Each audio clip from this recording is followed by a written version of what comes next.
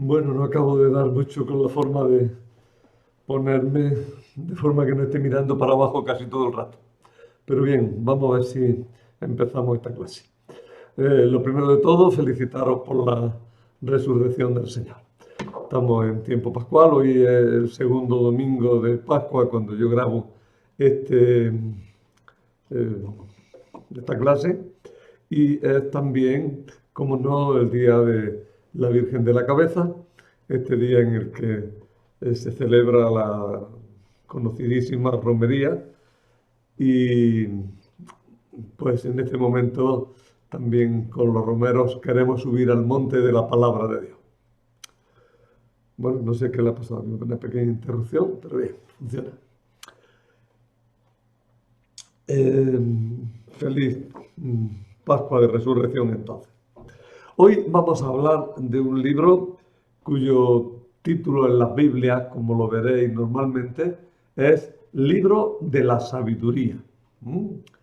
Eh, Aunque yo lo he titulado con el título que mantuvo durante muchísimo tiempo y que se suele conocer como Libro de la Sabiduría de Salomón. Es que hay que distinguirlo porque casi todos los libros sapienciales se llamaron más o menos sabiduría. Tenemos el libro de los Proverbios, que era conocido como el libro de la sabiduría por antonomasia. Tenemos luego la sabiduría de Ben Sirá, que ya la vimos, que es el eclesiástico. Mm. Y tenemos pues también este libro de la sabiduría de Salomón, que es el que vamos a utilizar hoy. Ya os digo que en la Biblia no busquéis la sabiduría de Salomón, pone simplemente libro de la sabiduría.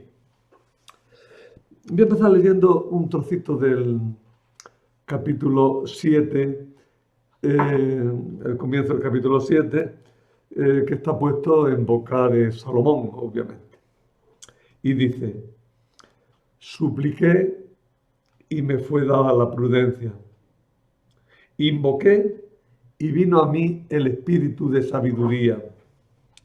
La preferí a los cetros y tronos, y a su lado en nada tuve la riqueza. No la equiparé a la piedra más preciosa, porque todo el oro ante ella es un poco de arena, y junto a ella la plata es como el barro.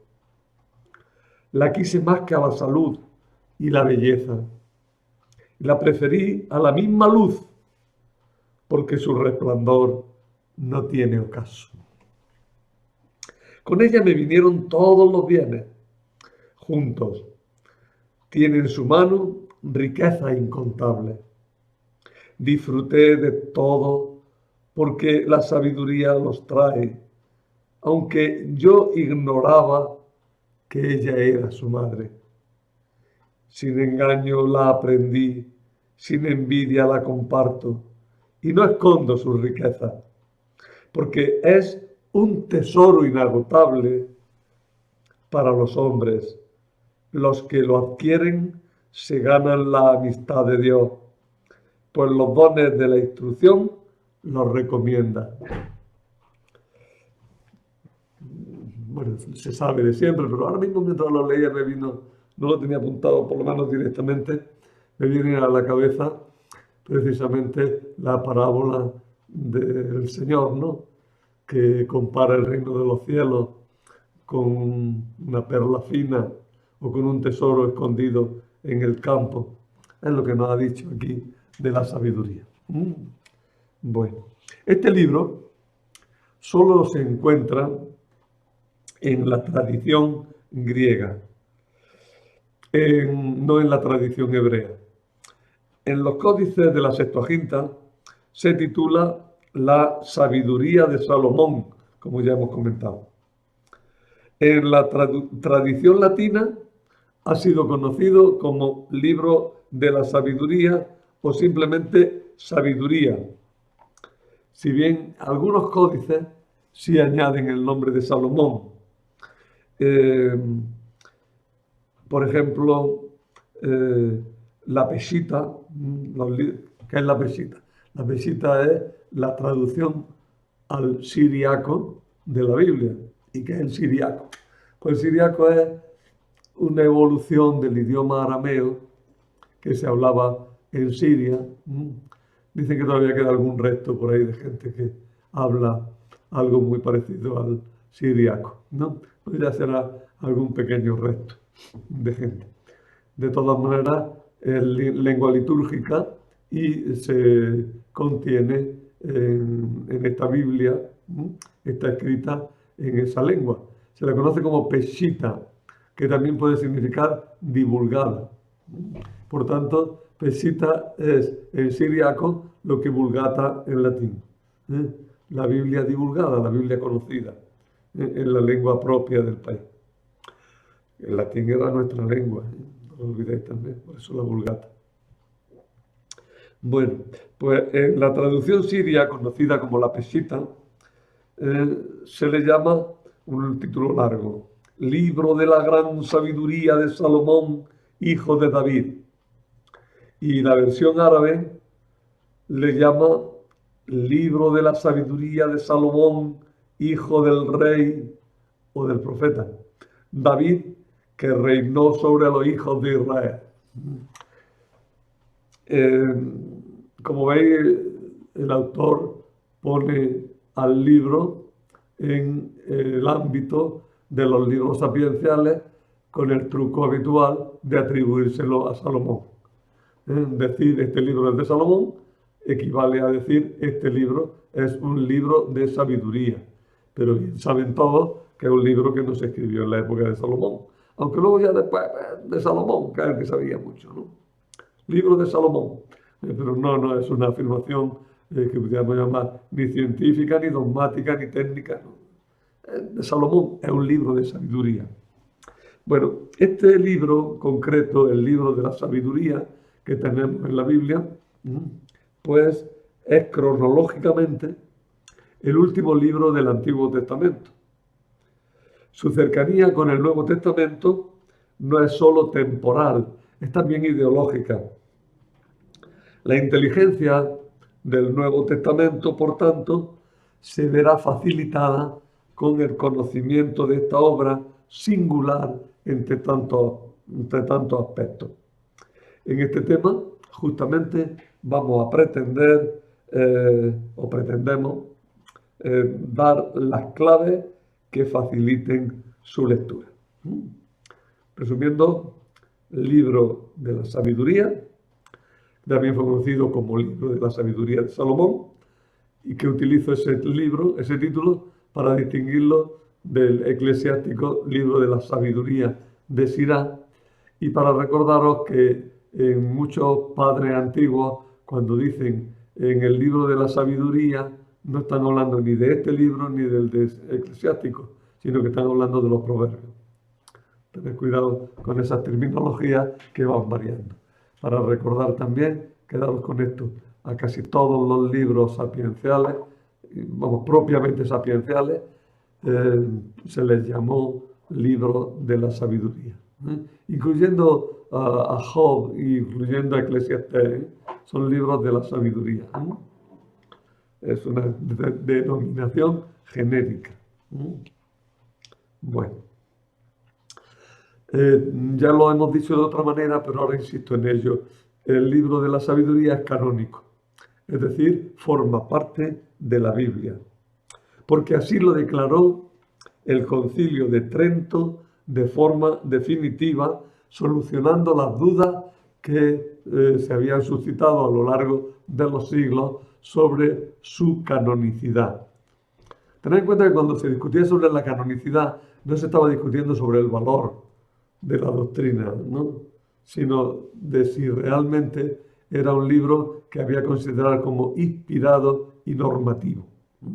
Bueno, pues la Iglesia en el Concilio de Trento, tras examinar la tradición, porque el Concilio de Trento no inventa, sino que declara lo que hay que considerar como auténtica tradición. Bueno, pues viendo la tradición de la Iglesia, es decir, el uso del libro en la Iglesia, pues después de examinar cuidadosamente lo que dicen los padres, lo que dice la doctrina eclesiástica a lo largo de los siglos, pues determinará que ciertamente hay que considerar que el libro de la sabiduría forma parte de los libros de la Biblia. Sin embargo, se le incluye entre los libros deuterocanónicos, que son esos 7 libros que los judíos no incluían en su Biblia y que cuando surgió la crisis protestante, pues los protestantes los rechazaron a esos 7 libros porque no los tenían los judíos. Fijaros que ahí los protestantes siguieron hasta lo que decía San Jerónimo, que San Jerónimo tampoco era de los que admitían a los libros que llamamos ahora deuterocanónicos. San Jerónimo tenía, incluso a la hora de hacer la traducción, o no los tradujo o los tradujo descuidadamente, porque no los consideraba. Ahora bien, San Jerónimo sí, que como conocía la discusión, dejó claro una vez: mira, yo considero que no, pero si la Iglesia acaba diciendo otra cosa, me someto a la Iglesia. Lo dijo expresamente San Jerónimo. Pues bien, estos 7 libros, ¿cuáles son? Lo hemos dicho muchas veces, pero conviene repasarlo. Justamente son el libro del Eclesiástico, el libro de la Sabiduría, el libro de Baruch, que también tiene un cierto carácter sapiencial y que está incluido, sin embargo, entre los profetas. Está metido en el libro de Jeremías, el libro de Baruch. Y luego 4 libros de corte histórico, que son el libro de Tobías, el libro de Judith y los 2 libros de los Macabeos, primero y segundo Macabeo. Bueno, pues esos 7 libros en total, pues son lo que llamamos los libros deuterocanónicos. No lo olvidéis. No quiere decir que no sean canónicos, sino que se discutieron durante mucho tiempo y que el Concilio Vaticano II, Concilio de Trento, el Vaticano II también, porque una de las cosas que hace el Concilio Vaticano es revalidar lo que el canon que había mantenido Trento y que había mantenido el Concilio Vaticano I, y que venía ya también de más antes, porque ya el Concilio de Florencia también lo había incluido. Pero el punto definitivo y clave, de una vez por todas, lo había sentado el Concilio de Trento. Bueno, ahí me he extendido más de la cuenta quizá. Los judíos ciertamente no lo admitieron como canónico. Dicen que por no conservarse en lengua hebrea y sobre todo porque sabían que no era muy antiguo y no lo podían atribuir directamente a un profeta anterior, a Esdras. La canonicidad del libro se apoya en el uso que hace de él el Nuevo Testamento, o al menos en las coincidencias temáticas que tiene con algunos puntos del Nuevo Testamento, por ejemplo con San Pablo. Algunos han dicho que San Pablo copia del libro de la sabiduría. Otros dicen que no, que es el autor del libro de la sabiduría, porque ahora diremos una cosa, que es el autor del libro de la sabiduría el que conoce lo que dice San Pablo. La mayoría dicen que los puntos de coincidencia se basan en una mentalidad común que existe al principio de la era cristiana entre los judíos. Esa mentalidad común que existe sobre todo en los predicadores judíos que van difundiendo la fe judía o defendiéndola apologéticamente, pues esa tradición de conjunto es la que se puede decir que subyace tanto a los escritos del Nuevo Testamento como al libro de la sabiduría. Fijaros una cosa, que el libro de la sabiduría en Melitón de Sardes y en algunos autores muy antiguos lo incluyeron nada menos que en el Nuevo Testamento, no en el Antiguo Testamento. Eso quiere decir que el libro se escribió en el entorno de la época del Nuevo Testamento. Ahora decimos eso más precisamente. ¿Quién es el autor? Bueno, doy por supuesto que la obra es entera de un autor, que tiene unidad. dada que no son dos libros pegados juntos, no, no. La obra es una obra entera. Bueno, pues si tenemos en cuenta eso, tenemos que decir que hay un solo autor de la obra, de toda la obra, que ciertamente como todos los autores antiguos y sobre todo como todos los autores de la Biblia, utiliza fuentes previas. Los autores de la Biblia prefieren no inventar mucho, ¿eh? Desarrollan, deducen, aclaran, pero inventar, poco a poquito, ¿eh? Deducen, desarrollan, evolucionan, pero suelen basarse en algo oído, en algo conocido. Y eso también les permite, precisamente muchas veces, remitirse a estos autores arquetípicos: David para los salmos, para las oraciones, Salomón para la sabiduría, Moisés para la ley. Bien, pues entonces parece que hay un solo autor para toda la obra. ¿Y quién es ese autor? Mira lo que dice Morlá, Víctor Mor, un gran biblista, especialista en todos los temas sapienciales. En el manual, que son 9 tomos, son 13 tomos creo, de la institución San Jerónimo, que es un fantástico manual de introducción a la Biblia. Bueno, pues en este manual, que el tomo del libro de los libros de la sabiduría, está escrito por Víctor Morla, que es de Bilbao. Bueno, es de Teruel, creo, pero ha vivido siempre en Bilbao, y él se considera de Bilbao, de alguna manera se considera así. Y trabajó, no sé, bueno, ya está jubiladísimo. Trabajó en la Universidad de Deusto, y creo que también en la Universidad del Norte de España, en la de Vitoria, creo que también. Pero vamos, sobre todo en Deusto. Bueno, pues Víctor Morla dice: hoy por hoy resulta imposible, aparte de irrelevante, pretender identificar al autor. Imposible, y además ¿para qué? Las propuestas de Onías era un sumo sacerdote que es alabado en el libro del Eclesiástico. Bueno, algunos dijeron: no, es que este es el libro de Onías. Bueno, otros dicen: no, si es que este libro lo escribió el nieto de Ben Sirá, que tradujo luego el Eclesiástico también.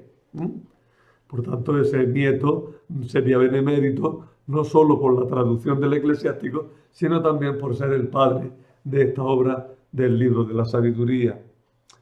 Otros dicen que no, que fue Filón de Alejandría, que coincide en idea con el libro de la sabiduría en bastantes cosas. Otros dicen que fue Apolo, el famoso judío alejandrino versado en la Sagrada Escritura, del que nos hablan los Hechos de los Apóstoles y las cartas de San Pablo. Escritor, escritor no sabemos, predicador, conocido como Apolo, que es un diminutivo de Apolonio. Bueno, pues este Apolo se le han atribuido varios libros, a falta de tener ninguno como suyo seguro, pues se le han atribuido algunos. Algunos le atribuyen incluso la carta a los hebreos del Nuevo Testamento. Bueno, pues a Apolo también le adjudican la composición del libro de la sabiduría algunos autores. O algún esenio. Esto tiene mentalidad de los esenios, así que algún esenio sería, ¿no? Todas estas atribuciones que he dicho, Onías, el nieto de Ben Sirá, Filón, Apolo, un esenio, todas estas atribuciones, aparte de ingeniosas y curiosas, todas estas atribuciones carecen de fundamento.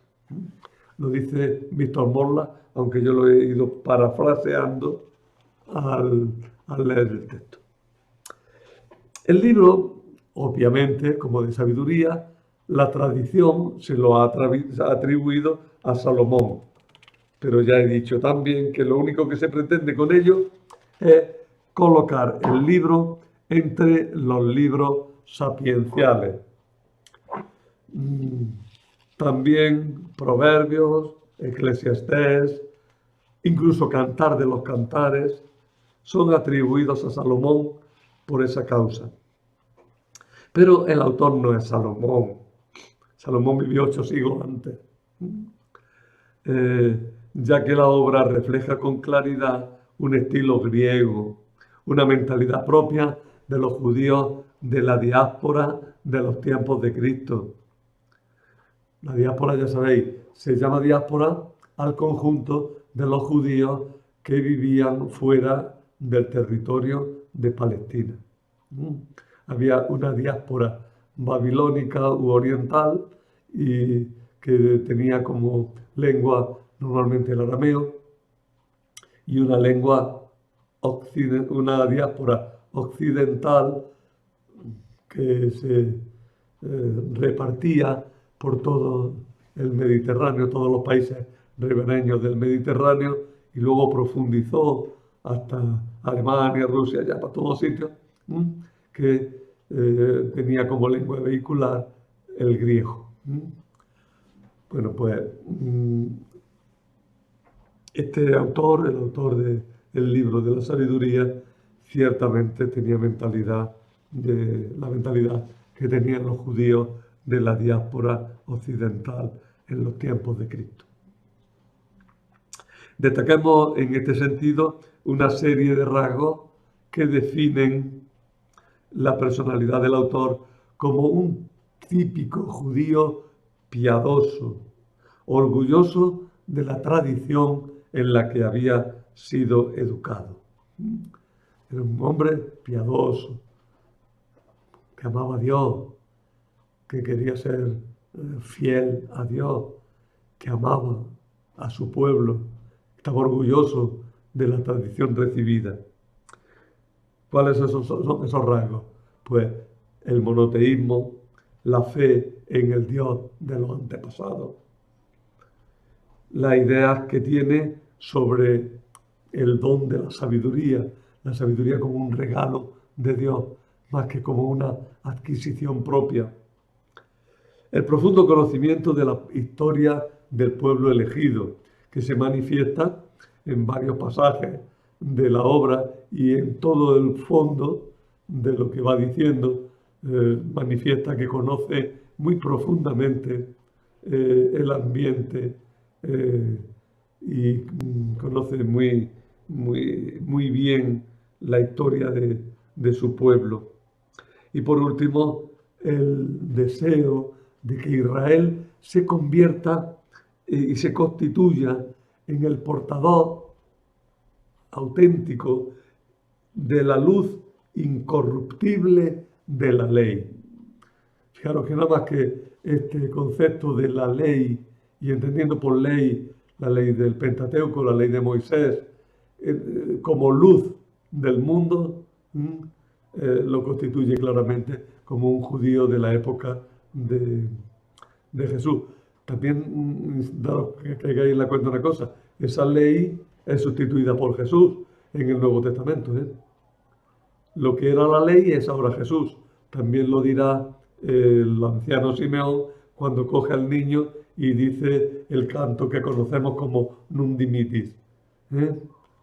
Luz para alumbrar a las naciones y gloria de tu pueblo Israel. Así define a Jesús, ¿no? Ahora, Señor, puedes dejar a tu siervo y irse en paz, porque mis ojos han visto a tu Salvador, a quien has puesto ante todos los pueblos. Luz para alumbrar a las naciones y gloria de tu pueblo Israel. Luz. Luz es la ley, luz es Jesucristo. Jesucristo es la luz del mundo. Para los judíos, la luz del mundo es la ley. Bueno, ¿en qué fecha se compuso? Casi sin querer hemos ido diciendo ya esa fecha, ¿no? Ya tenéis una idea bastante clara, que es al comienzo de la era cristiana. Pero vamos a profundizar. No hay nada que diga directamente la fecha de composición del libro. No lo pone en ningún sitio. En nuestros libros, abajo, en la parte de abajo, al principio, en la portada, o como mucho en los créditos iniciales pone la fecha. Y cuando no la pone, el bibliotecario se enfada porque tiene que andar buscándola de una forma difícil, ¿no? Bueno, pues los libros antiguos no ponían la fecha. Y hay que deducirla de muchas cosas. Nada hay que diga directamente la fecha de composición, pero hay una serie de datos indirectos que están sacados de la misma lectura del libro que apuntan hacia la época de Cristo. Poco antes o poco después, porque la mentalidad en aquella época circulaba lentamente, no es como ahora, que de un año a otro ha cambiado toda la forma de pensar. Uno de los pasatiempos favoritos que tenemos ya los mayores, los más viejos, es decir, lo que se pensaba antes y lo que se piensa ahora, ¿no? Hay que ver lo que piensan los niños de hoy, ¿no? Y nosotros que pensábamos de una manera que es distinta, ¿verdad? Bueno, ahora la idea, y nuestros niños lo van a decir cuando tengan 40 años, ¿eh? Porque la velocidad del cambio de cultural es tremendo, es una velocidad imparable. Sin embargo, en la época de Jesús era una velocidad lenta, de tal modo que tenemos un margen casi de 2 siglos para fijar la fecha de composición de este libro. La obra, vamos a perfilar un poco, la obra manifiesta cierta dependencia de la traducción al griego del resto de los libros, de la Septuaginta. Se ve la lengua, se ve la mentalidad, se ven expresiones, hay una dependencia tanto lingüística como ideológica de los autores que tradujeron la Biblia al griego en la Septuaginta. Como esta obra ya estaba circulando para el año 200 antes de Cristo, pues el libro de la sabiduría tiene que ser después del año 200 antes de Cristo, pero eso es mucho tiempo. Por otra parte, ya hemos dicho que tiene relaciones fuertes con la carta de San Pablo a los romanos y a Efesios. Si no es que ambos tienen un mismo fondo cultural, ¿no? Un mismo background de ideas. Tanto la carta a los romanos como el libro de la sabiduría y otros libros más, que es esta mentalidad helenística en la que los judíos han evolucionado su pensamiento, su mentalidad y la han ido adaptando bien. Pues la Biblia, el libro de la sabiduría anda un poco por ahí. Y por otra parte, es anterior, vamos, sea lo que sea, es anterior, no mucho, pero es anterior a las cartas de San Pablo. Y por otra parte, por eso nos dice que las cartas, que el libro de la sabiduría debía de estar escrito para el año 70. San Pablo empieza a escribir en el año 50. Me acuerdo del padre Leal, del emérito Juan Leal, un jesuita natural de Iznatoraz, que fue profesor en la Universidad de Granada, fue un hombre benemérito, un hombre sabio, que fue el que ayudó a muchos sacerdotes de Jaén a hacer sus estudios de teología, ¿no? Por cierto, tuvo un sobrino también aquí en la diócesis que fue sacerdote, don José Ignacio Leal, que ya falleció hace años. Pues bueno, el padre Juan Leal, que compuso también, como director, fue el director de la edición del comentario que hicieron los jesuitas de Granada a la Sagrada Escritura, en la Sagrada Escritura texto y comentario, y que se publicó en la BAC. Bueno, pues el padre Juan Leal, me acuerdo en clase, un día hablando de la epístola a los tesalonicenses, que repitió 1000 veces que era el primer escrito cristiano hacia el año 50, escrito por San Pablo hacia el año 50 desde Corinto. Y lo dijo un montón de veces, el año 50, ¿no? Bueno, pues el libro de la sabiduría debe ser anterior al año 50. Ya tenemos dos márgenes, el 200 que es demasiado lejano y el 50, 200 antes de Cristo, 50 después de Cristo. Porque un cuarto de milenio son muchos años, ¿eh? Tenemos que afilar. Por otra parte, dado que no se detecta en esta obra ningún influjo directo de Filón, ¿quién es Filón? Ahora voy a hablar un poquillo de quién es Filón, pero no se detecta ninguna influencia de este autor griego judío, o sea, alejandrino, judío, y que no aparezca aquí indica que Filón fue posterior al libro. Y por tanto, ¿a dónde llegamos? Bueno, los autores más exagerados, entre el año 100 antes de Cristo y el año 100 después de Cristo. Es fácil recordar, de 100 a 100. Si apretáramos nos quedaríamos en el año 0, pero por ahí va, un poquito antes. No hay año 0, el año 1. Los autores proponen diversas fechas, ¿no? Quizá lo más importante, lo más probable, sea lo que dice el padre José Vilches, que ha fallecido recientemente, del que creo que ya he hablado en alguna otra ocasión, y que también fue un jesuita, profesor de la Facultad de Teología de Granada, al que recuerdo con muchísimo cariño. Bueno, pues el padre Vilches dice que el libro de la sabiduría, lo leo. Nuestra tesis es que el libro de la sabiduría fue escrito con mucha probabilidad en tiempos de Augusto. Es decir, entre el año 30 antes de Cristo y el 14 después de Cristo. Ahí ya vamos centrando ya, sobre 40 años de margen, es una cosa más normal, ¿no? Esta proposición concuerda perfectamente con el análisis del libro mismo. Probables alusiones a situaciones históricas del tiempo del autor, influjos filosóficos y literarios. Se me ha cortado la grabación de la cámara, luego tendré que editarlo para unirla, los dos vídeos. Me tengo que volver atrás. Por otra parte, me está dando la lata con otra cosita. Ojalá no tenga que volver a grabarlo todo. Llevo aproximadamente la mitad de la charla. Así es que me reincorporo más o menos por donde iba, que era lo que decía el padre Vilches sobre la época en la que fue escrito el libro de la sabiduría. Decía, nuestra tesis es que el libro de la sabiduría fue escrito con mucha probabilidad en tiempos del rey o del emperador Augusto. Es decir, entre el año 30 antes de Cristo y el 14 después de Cristo. Ajustamos ya la fecha, ¿verdad? Esta proposición concuerda perfectamente con el análisis del libro mismo.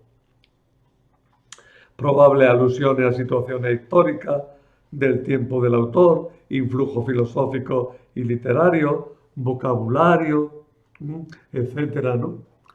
Hay sobre todo unas palabras que se utilizan que son típicas de la época de Augusto. Palabras relacionadas con la misma palabra Augusto, Sebastos en griego. Ahora no estamos nosotros en un nivel para meternos en ese lío, pero que lo sepáis que va por ahí.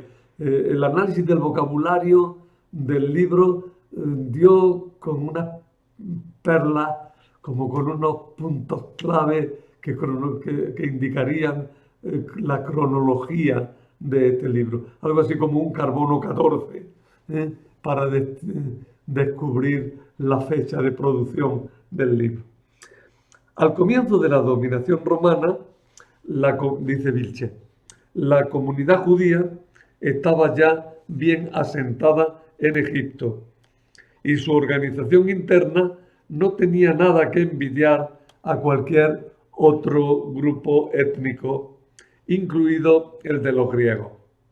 En cuanto a la producción literaria de los judíos alejandrinos de esta época, debemos de hablar de una fermentación intelectual, cuyos frutos principales son sin duda el libro de la sabiduría y la ingente obra de Filón. Los argumentos sobre los que se basa Vilches para mantener esta afirmación parten de las características de la personalidad del autor, que supone una ciudad como Alejandría en una época de esplendor como la de Augusto y en el ambiente sereno dentro de lo que cabe de la comunidad que no estaba en época de persecución, como lo estuvo antes y lo estuvo después de este emperador, y en el análisis del vocabulario que muestra que es de la época de Augusto. Bien, eso podemos decir. Por tanto, entre el año 30 y el año 14 después de Cristo, con un poquito de margen hacia después, quizá también, ¿no? Por tanto, se escribe probablemente cuando Jesús ya estaba en este mundo. Quizás no había empezado a predicar, pero estaba a punto. Por los años en los que Jesús comienza a predicar, ya este libro está empezando a circular. ¿Para quién escribe nuestro autor? ¿Cuáles son los destinatarios? La respuesta no es fácil, porque el autor no parece dirigirse siempre a un mismo grupo de interlocutores. No parece tener siempre a la vista el mismo tipo de personas. Según algunos autores, los destinatarios son únicamente judíos. Ciertamente son judíos, pero únicamente... Ahí es donde está la pregunta, ¿no? Que va a judíos no lo ha puesto nadie en duda. Algunos autores, sin embargo, opinan que el autor solo piensa en los judíos cuando escribe. Cornely dice que, de hecho, el libro solo lo puede entender bien una persona que conozca la ley judía y acepte la Biblia como palabra de Dios revelada. Cornely fue a primeros del siglo XX, o finales del XIX, un gran conocedor de la Sagrada Escritura, que lanzó un gran manual muy importante, ¿no? Escrito en latín todavía, que circuló mucho por toda la Iglesia. En la biblioteca tenemos casi toda la obra de Cornely, casi todo el manual de Cornely. Y ciertamente es una obra gigantesca, ¿no? De lectura y de interpretación, de introducción, me quiero decir, y de introducción a la Sagrada Escritura. Lo editó luego otro autor que se llamaba Humberlauer. Es una obra alemana escrita en latín y que circuló por toda la Iglesia, sobre todo en la primera mitad del siglo XX. Fue muy importante, muy importante. Es una cumbre dentro de los estudios bíblicos. Bueno, pues este Cornely decía que el libro solo lo puede entender alguien que conozca el resto de la Biblia. Y lleva razón. Si uno no tiene unos conocimientos bíblicos mínimos, no acaba de enterarse de lo que dice el autor. El libro, por tanto, piensan algunos que está escrito claramente para judíos. Los discursos que se le dan a los reyes, empieza justamente hablándole a los reyes, ¿no? Dice: amad la justicia, gobernantes de la tierra, pensad correctamente del Señor, buscadlo con sencillez de corazón.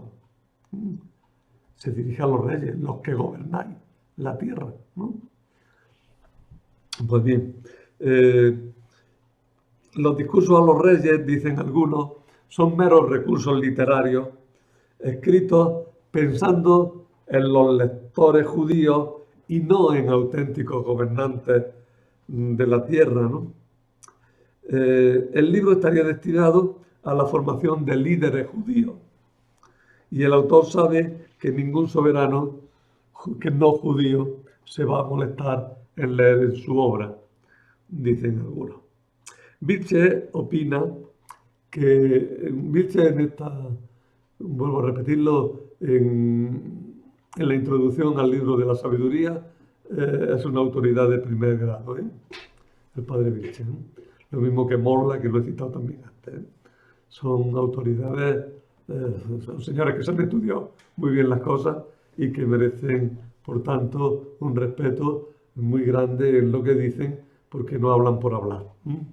Bueno, pues Vilche opina que el autor tiene constantemente presente a las comunidades judías egipcias de la época del emperador Augusto y que quiere consolar y confortar a sus compatriotas acechados por muchos peligros. Pero en un mundo abierto, donde la difusión literaria era muy grande, no se puede excluir que el autor, mientras que escribía para judíos, tuviera la ilusión de ser leído por mucha más gente y por tanto empezar a abrirse a comunicar ideas que pueden interesar, piensa él, a los lectores que fueran gobernantes de la tierra realmente, ¿no? En el fondo uno cuando escribe cualquier cosa y es un poquillo quizás convencido de lo que dice, es vanidoso, pero cuando uno está un poco convencido de lo que dice, en el fondo tiene un poco la ilusión de que alguna vez caiga en las manos de alguien realmente sabio y quedar bien con esa persona realmente sabia que pueda leer lo que uno dice, ¿no? Bueno, pues el autor del libro de la sabiduría cree que tiene algo que decirle a los reyes y que tiene algo que decirle a la gente importante. El libro tiene mucho de propaganda, es un elogio de la ley judía. Las apologías eran frecuentes en el mundo helenístico. El autor lanza al viento su palabra, que es semilla, que como un bulano de estos del verano se trasladan por todos sitios, ¿no? Pues puede caer en cualquier sitio bueno, en cualquier tierra buena donde pueda germinar, sea o no sea judía, sin excluir siquiera a los más altos dignatarios. Por tanto, ¿a quién se dirige el autor? Fundamentalmente a un público judío y quiere formar líderes judíos o gente por lo menos que reflexione y que sea seria a la hora de enfrentarse con la cultura del mundo, pero desde un ambiente judío. Tiene mucho también como de formación para que para que los judíos no pierdan el norte en lo que es realmente la justicia. Después diremos que el tema de la justicia es fundamental. Por tanto, escribe para eso, pero tiene la ilusión de ser leído por otros muchos, o por lo menos está abierto a ser leído por los gobernantes de la tierra. Contenido del libro. 2 puntos destacan en esta primera parte. En la primera parte, que abarca desde 1.1 a 6.21. Tendría que justificar la división del libro, pero eso se quede para un artículo de tipo ya más científico, no tanto de divulgación como son estas charlas, ¿no? Esto es alta divulgación, no es baja divulgación, no es decir 4 cositas. Pero vamos, no me puedo meter ahora en justificar porque hacemos unas divisiones u otras. Digo las que he aceptado y ya está, ¿vale? Pues el libro tendría una primera parte que abarca los 6 primeros capítulos. Pues en esa primera parte destacan 2 puntos, dos cosas importantes. La doctrina de la inmortalidad y la relación de los gobernantes con la sabiduría. Son 2 puntos clave. En 1.4 se afirma que el ser humano es un compuesto de alma y cuerpo. Y además se afirma que el hombre ha sido creado para la inmortalidad. lo dice en 2.23. La inmortalidad se afirma en el contexto de la persecución y en el contexto del problema de la muerte prematura del justo. Claro, es siempre una pregunta. ¿Por qué tanto sinvergüenza vive tantísimos años? ¿Mm? Y tanta persona buena se tiene que morir antes de tiempo. Ese problema, y sobre todo se tiene que morir antes de tiempo por causa de la persecución. Pensemos, o de la guerra, o de cualquier sinsentido de la historia y de la vida, ¿no? Bueno, pues hay que destacar que ni se afirma ni se niega la resurrección corporal, pero que da la impresión de que no está tanto en el horizonte del pensamiento del autor. En el horizonte del pensamiento del autor lo que está clara es la inmortalidad del alma, sin que piense directamente todavía en la resurrección corporal, que será una aportación típicamente cristiana posterior.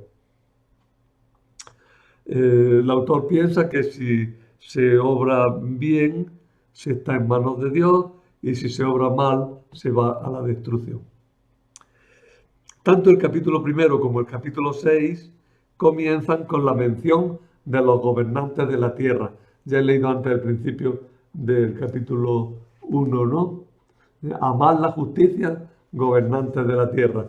Y el capítulo 6, escuchad reyes, entended y aprended, gobernantes de la tierra. Prestad atención los que domináis multitudes y os sentís orgullosos de tener muchos súbditos. En ambos capítulos, por tanto, en el capítulo 1 al principio y en el capítulo 6 al principio, se hace alusión a los reyes y a los señores de la tierra. Pero en el capítulo 6 es mucho más amplio, os habéis dado cuenta, y se extienden consideraciones relativas al cumplimiento de la ley, con mayúsculas, es decir, de la ley de Moisés, y a la adquisición de la sabiduría y como garante de la justicia de una vida santa. El autor de sabiduría, por tanto, es heredero de la tradición relativa a la sabiduría de los reyes, la sabiduría regia, que tanta importancia tuvo en la época de la monarquía israelita, en la época de Salomón, en la época de David. No sé si lo he comentado alguna vez, pero en el libro de los reyes tenemos muchos pasajes de tipo sapiencial referidos a los reyes, y en concreto de David se dice que es sabio, y sobre todo de Salomón se dirá que es sabio. Sabio tiene que ser el rey, sabios tienen que ser sus consejeros para poder gobernar, para poder dar vida al pueblo. Bueno, pues el autor piensa que la sabiduría es un don para la vida de la nación y se carga de contenido ético y prácticamente acaba identificada con la justicia. De hecho, los autores se han preguntado si el libro se puede llamar libro de la justicia, mejor que el libro de la sabiduría. La parte segunda, que ocupa de 6.22 a 8.21, gira en torno al tema de la relación entre Salomón y la sabiduría, y nos explica los secretos de la adquisición de la sabiduría, de su naturaleza, de los bienes que procura. Es decir, tenemos ahí una reflexión muy importante sobre la sabiduría. La sabiduría es un tesoro inagotable que comunica un conocimiento enciclopédico de todo lo creado, tanto de lo oculto como de lo manifiesto. La idea que se tiene del sabio es un poco romántica, ¿no? El sabio que se lo sabe todo, se sabe de todo. ¿Cómo podrá tener tantos conocimientos? ¿No? Se sabe de todo. Es el sabio que conoce todas las cosas, ¿no? un conocimiento enciclopédico, cuando en realidad la sabiduría no es tanto enciclopedia como saber vivir, ¿eh? No es erudición, pero incluye la erudición, va en ella, ¿no? La sabiduría es un tesoro inagotable. Los atributos de la sabiduría que se mencionan son 21 en 7, 22, 23. Os leo ese parrafillo. Dice así.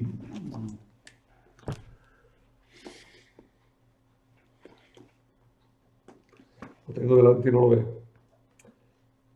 La sabiduría posee un espíritu inteligente, santo, único, múltiple, sutil, ágil, penetrante, inmaculado, diáfano, invulnerable, amante del bien, agudo, incoercible, benéfico, amigo de los hombres, firme, seguro, sin inquietudes, que todo lo puede, todo lo observa, penetra todos los espíritus, los inteligentes, los puros y los más sutiles. Bueno, si habéis estado atentos y lo contáis luego tranquilamente, son 21 elogios de la sabiduría, ¿eh? Está en 7:22, lo tenéis, ¿eh? En 7:22 empieza, y 23, en los dos versículos. Yo he leído un poquillo más. 7:22 y 23 contiene los 21 epítetos aplicados a la sabiduría. La sabiduría otorga las cuatro virtudes cardinales: la prudencia, la justicia, la fortaleza y la templanza. Eleva el prestigio social de quien se desposa con ella. Ya aquí vuelve ese tema que ya aparecía también en el mismo libro de los Proverbios, ¿no? La sabiduría es una esposa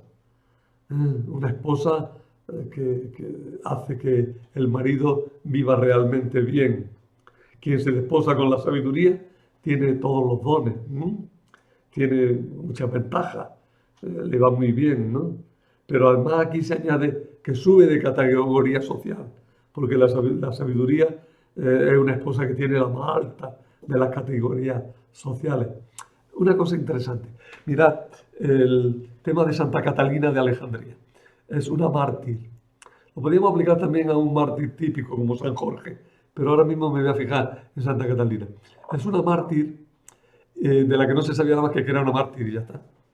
Pero empieza a deducirse que si es mártir es que tiene la verdadera sabiduría, que es la sabiduría de Cristo. Y si tiene la verdadera sabiduría de Cristo, es que es una mujer noble. Y esa nobleza se va a expresar como que es princesa. Y más aún, como que es reina. Como que es además pretendida por los reyes más importantes de su época. ¿Ve cómo se construye la imagen de la Santa Mártir, adornándola con una sabiduría que la eleva de categoría social? De hecho, Santa Catalina fue patrona de los filósofos y se la veneró mucho en el ámbito de la sabiduría. Por eso fueron los dominicos muy interesados en la sabiduría para poder predicar, los que difundieron su devoción, ¿no? Bueno, pues todo esto lo digo a raíz de que la sabiduría aparece como una esposa nobilísima, una emperatriz, que le da categoría al esposo, lo eleva de categoría, lo pone en el círculo más alto de los sabios, en el círculo de los nobles de la corte o de un país, ¿verdad? La sabiduría ennoblece, hace noble a la persona. Luego viene el capítulo 9, 1:18, donde encontramos una oración de Salomón, que es muy bonita, la rezamos con frecuencia, por lo menos en parte, y que está estructurada en 4 estrofas muy claras, en las cuales cada una de ellas la petición tiene una petición de la sabiduría en su punto central. Leerla, es una oración muy bonita, pidiendo la sabiduría, en la que son 4 estrofas, y en cada una de ellas hay una súplica de que el Señor nos conceda la sabiduría. Es una oración que, como digo, la seguimos rezando, está en la liturgia de la hora y, bueno, por eso es más conocida. Luego, la parte tercera del libro abarca del capítulo 10 al 19. Y bueno, en esta parte lo esencial es el tema de la providencia de Dios en la historia. Y se centra en el tema del Éxodo. Y en concreto nos va a hablar de las plagas de Egipto, haciendo una meditación y una disertación sobre las plagas de Egipto. Otro tema muy importante ahí, muy relacionado, imbricado en todo, es la crítica al paganismo. El paganismo es una insensatez. La sabiduría es salvadora porque ha librado y preservado a los justos y ha causado la liberación de Egipto. Dios sabe aprovechar el castigo del opresor de su pueblo para liberar a los justos. En el pecado está el castigo, pero el castigo mismo es figura del acto salvador, porque lo característico de la palabra de Dios es también que Dios lo que quiere es la salvación y que hasta el mismo castigo es siempre instrumento de salvación. Hay en esta obra, en todo el libro de la sabiduría, una fuerte crítica a las religiones paganas. Se condena decididamente la idolatría. El autor no trata de demostrar la existencia de Dios. Eso es algo obvio en la antigüedad. Nadie se lo plantea siquiera. Lo que se trata de poner manifiesto es el error de considerar que hay muchos dioses o de confundir a Dios con la naturaleza. Que eso sí es un peligro constante de la humanidad. Convertir a la naturaleza en Dios. Todo es Dios. El panteísmo es el gran peligro siempre, no distinguir entre Dios y la naturaleza. Y el panteísmo desemboca en un politeísmo, porque todas las cosas son manifestaciones de la divinidad de una forma u otra. Y entonces, pues, el que resulta atrapado en las garras del panteísmo de una manera o de otra tiene poca salida. Hay que pedirle mucho al Señor no caer en esa mentalidad que nos hace ver a Dios como algo impersonal, alguien con quien no podemos tener realmente una relación auténtica. Bueno, pues con esto tengo que acabar. En los apuntes, porque se me ha pasado la hora, en los apuntes tenéis también algo sobre los judíos de Alejandría, algo sobre quién era Filón de Alejandría y algo sobre el ambiente de antisemitismo y en consecuencia también a contra del ambiente de apologética que había entre los judíos como respuesta a ese antisemitismo griego que se daba también en Alejandría como consecuencia del choque entre las dos culturas. Alejandría era una ciudad que tenía muchísimos judíos, un tercio de la población. Y era una ciudad muy grande. Por tanto, el choque entre culturas se manifestaba allí muy fuerte. Pero también el matrimonio entre culturas, que es el que viene dado por Filón de Alejandría. No me extiendo más, que ya me he pasado casi de la hora. Nada más. Continuaremos el próximo día hablando del cantar de los cantares y de las lamentaciones de Jeremías. O sea, una vez que hemos visto los libros de la sabiduría, propiamente sapienciales, vamos a ver los libros poéticos. Y los libros poéticos, ya lo explicamos el próximo día, son fundamentalmente el cantar de los cantares y el libro de las lamentaciones. Los salmos son cosa aparte. También están metidos entre los libros sapienciales, pero de los salmos hablaremos. Tienen algo de poesía, pero tienen también algo de otras muchas cosas, sobre todo oración, ¿verdad? Entonces los salmos habrá que ver cómo los encuadramos y cómo los estudiamos. Son los temas que nos quedan para hablar de los sapienciales. Y ya está. Nada más. Buenas tardes.